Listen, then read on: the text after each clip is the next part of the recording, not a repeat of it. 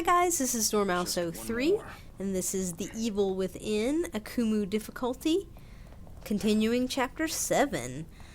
And so we are halfway through this quote-unquote puzzle? Is it supposed to be a puzzle? I'm not sure. It's more of this just environmental blockade that you have to collect the right things that are pretty much unmissable. It's not like they're difficult to find. They're mostly just like rewards for getting through a section. And then you collect them and then you put them in the plate. And I thought that there was going to be a little bit more to that, like you had to position them in the right position or something. But no, it automatically puts them in the right spots. And I'm just... The puzzles on this game disappoint me, and I feel like I get more and more disappointed as I continue to see them and talk about them. So in any case, there is a statue up here, and I believe this is the second key of the level. The first one was in the lockbox, the safe, in the earlier video, and this is the second one. That first one I already redeemed. And so you saw that I fell off of that thing. And I don't know whether it's because it's hard to get him situated just right on it, or whether that's my controller being stupid. Because my controller is pretty messed up at this point. There were spikes that come down through that door, so be careful and go through it quickly. Disarm that trap right there, and when you hit these two things, immediately get onto the onto the lift. Because you see that spike trap there? That thing comes much faster toward you than it did before. This guy, you can, I didn't do it here, but you can just kick him to death. You will see me do that on an enemy in just a second, so you don't have to spend a match on him if you don't want to. You can kick him until he dies, which is really amusing and fun. So when you come into this area, there's a little cut there. That's because I died once on this section, and I was angry for having died here, because this isn't a very tough section. It's kind of tedious more than anything, because there's a trap here that you can use to kill everything, and I would recommend doing that because that helps save a lot of ammo. But there is a chance that something will grab you while you're trying to set it up. And that's what happened to me the first time I did it, and I was angry, and then I just decided to kick this guy, and kick him, and kick him, and kick him, and it was such a joy. And so the last kick, it's so funny, because when you kill them and do that like stomp attack thing, that kills it, but it gets up, and it does that every single time you kill one of those guys on the ground. Like, you'll execute him with a stomp, and then it will stand up like it's gonna get you or something, but it's dead because it has to do its like falling down animation. I don't know, it was very strange programming on those enemies, but it's really funny. So I burned that guy because he will get up. You can lure him into the trap like I'm gonna do with these guys, but I just chose not to because, like I said, I find this section so friggin' tedious, and, you know, I do it to save ammo because there is really no reason to waste all the bullets that it would take to kill 5 of these guys, because that's at the very least 5 sniper bullets, or 1 really well-placed, like, freeze bolt or something, and both of those items feel far too expensive when there's a trap here that can be used to kill everything. But it just takes a long time, and I hate it. Because I'm an impatient human being. Sometimes I'm the most patient person on earth. Like, I never got angry playing this difficulty. because I expected to die a lot of times, and I expected it to be difficult, and I expected there to be a learning curve. And it never really frustrated me. There were a couple of parts that I felt like were not fair because of stupid reasons. So, like, bad checkpoints and such in chapter 6. That checkpoint at the very beginning, right before that first room, where you have all those zombies, and then there's no checkpoint in between the two rooms, and I really feel like there should be one there. But the checkpoint that's in that room is so bad, because if you aren't moving your analog stick before it loads, like as it's on the loading screen, if you do not move your analog stick to be moving as it loads you into the level, you will die, because that hatchet guy will throw a hatchet at you. And you will die every time. Like, I mean, sometimes he may run at you instead of throwing the hatchet, but generally he will throw the hatchet at you. And if you aren't moving, you will die there. And that's just, it's not fair. It's stupid. It shouldn't be that way. And then there's another checkpoint in that same chapter for the Sentinel boss fight, if I can enunciate, where the checkpoint at the beginning of that fight is, if you, again, aren't moving your analog stick to be moving as soon as you spawn in at that checkpoint, you'll be just instantly killed, because he's charging at you already, and you do not have time to react and move out of the way. And I feel like those are just two really bad checkpoints. So, anyway, we're not on chapter 6 anymore. We're on chapter 7, and I got off on a long meandering tangent there, just to to talk about patience and the fact that, you know, I didn't really get frustrated too much with this difficulty, because I was expecting it to be challenging. I was expecting it to be hard. I was expecting it to take a long time. I was expecting to die a lot, and I was expecting to have to do a lot of learning to perfect, or I don't know, polish some strategies that I had, or you know, come up with different ones to get through this difficulty, and that's just what I expected, and so it was okay, and I could be patient with a lot of it. But things like that room back there that just feel like they take forever. Here's your third key, by the way. Things like that room up there with the trap, that it just feels like it takes forever, and I know that that's just my perception, and that it's kind of stupid that I can die 300 times on a game and be like, yeah, it was fine. You know, it didn't feel like it was too long at all. And then do a room that takes about 2 minutes to do and feel frustrated when you know, I have to do that 2 minutes over again. I don't know. Just some weirdness in the brain. But anyway, there was an enemy down there that I just ran by that I think appears down there when you go there on this difficulty. Either that, or he was a straggler from the section where I was, you know, killing them with the trap, who didn't die for some reason, who I missed somehow. But I think my theory is that he appears there on this difficulty. There are some more spikes in that door. Be aware of that. Also be aware of the fact that if you die right here, you have to do that whole big room again, which is really annoying. So you don't have to do this. You can kill these guys if you want to. You can probably kill the two that are down here before they stand up, at least one of them. But I didn't do that. I sort of herded them down in here, herded the one from up there, and ran around them and got them all in that trap. And you have to do some major dodging, but those guys are a little bit easier to dodge most of the time. Fourth key, by the way. And don't ride that elevator all the way to the top, because I think it will crush you in the spikes. So don't do that. Get off in that room right there. And so you'll notice right now that I have a hatchet in my hand, which is always good.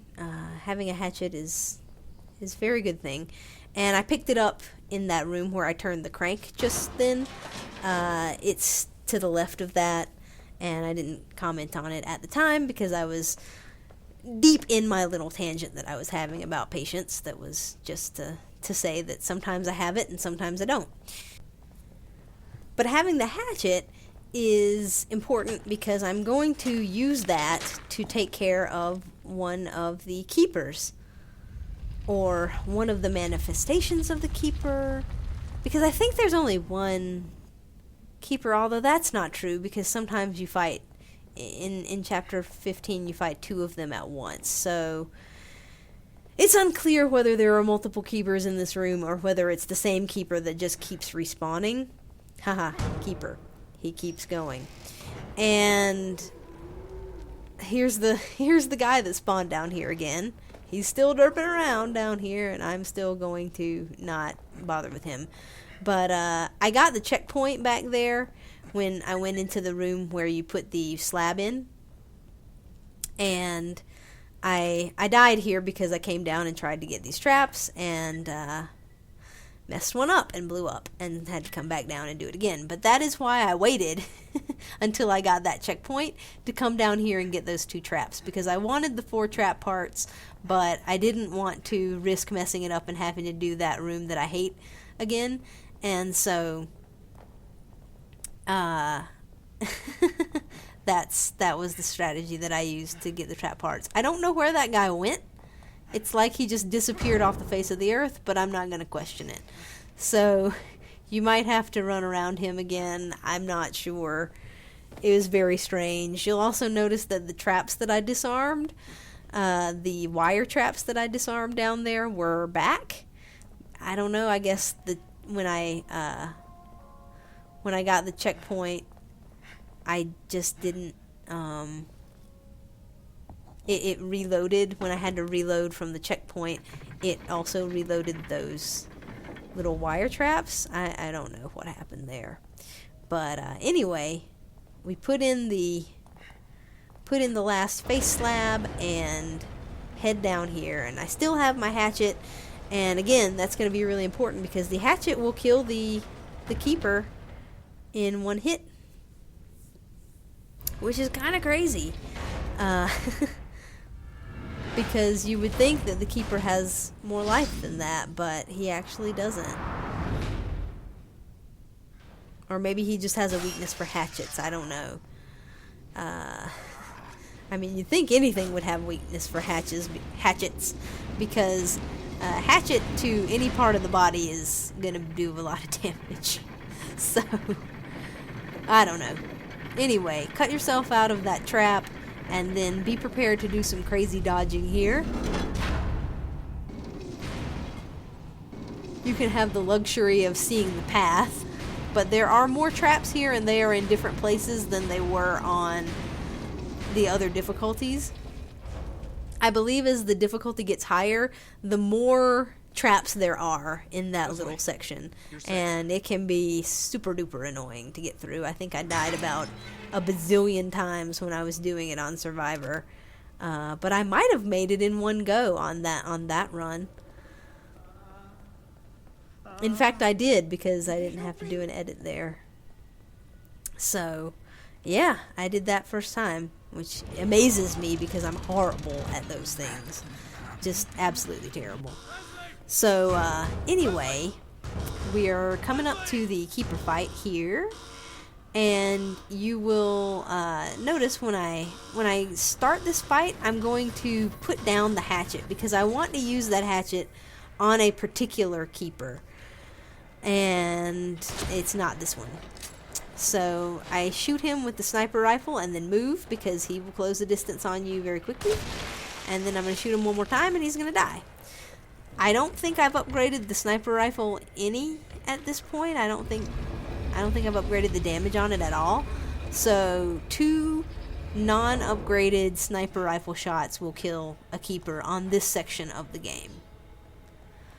I think the keepers, as you get later on, in the chapters where they show up again, I think 13 is the first place they show up again, and 15 for sure, they they take more than that, I think.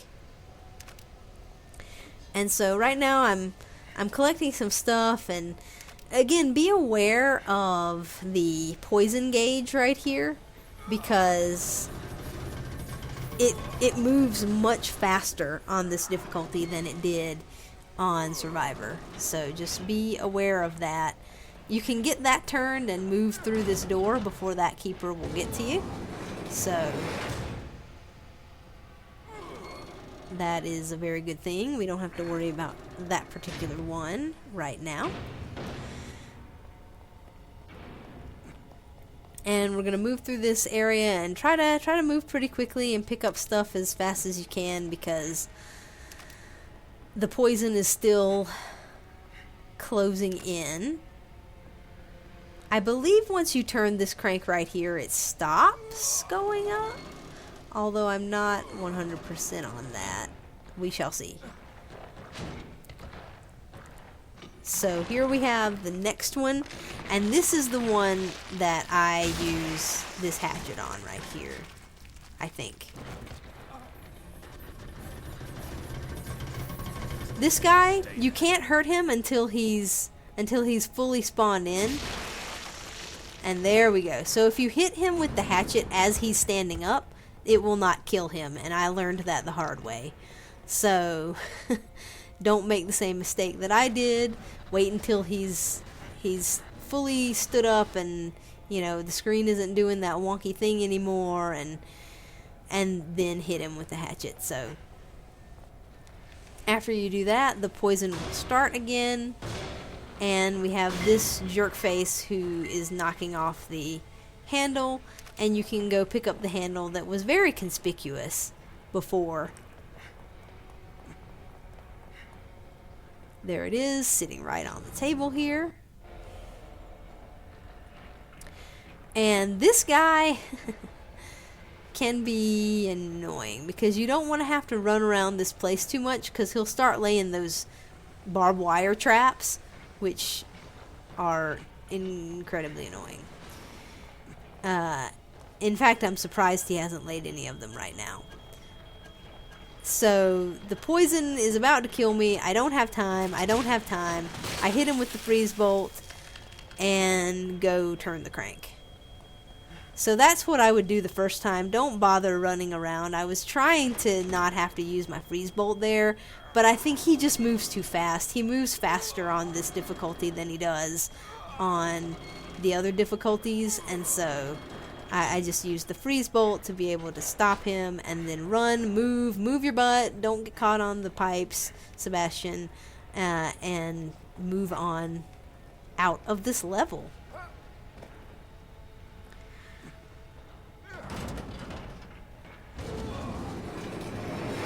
And so that is the keeper fight and the boss fight for this level.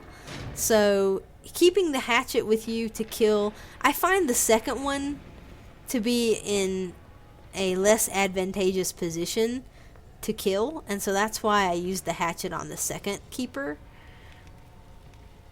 instead of the first one. But you can reverse those if you want to. Just be aware that you can't hurt that keeper until he is standing up. So after you do your little stick shake and get the head off of your face, that's a funny concept. You will be effectively done with this level. There's just a couple more jars of green stuff to go get, so that we can do a little bit more upgrading the next time we get a chance. And this level is over. So, as I said, Chapter 7 is kind of a slow level. Not a whole lot of enemies, and a lot of ability to use the traps and things against them instead of having to use too much ammo. And that's a very good thing, because now I feel very, very stocked for the next chapter. And the next chapter, Chapter 8, is a pretty brief one. and it also doesn't require too much ammunition. So chapter 6 used a lot, and chapters 7 and 8 are some places where you have the opportunity to build some of it back up, which is a very good thing. Chapter 9 as well, you don't have to use too terribly much ammo, and that is, again, a really good thing because we're going to need it for chapters 10 through the end. So, there you have it, guys. Chapter 7 is clear. Thank you for watching, and I will see you in chapter 8.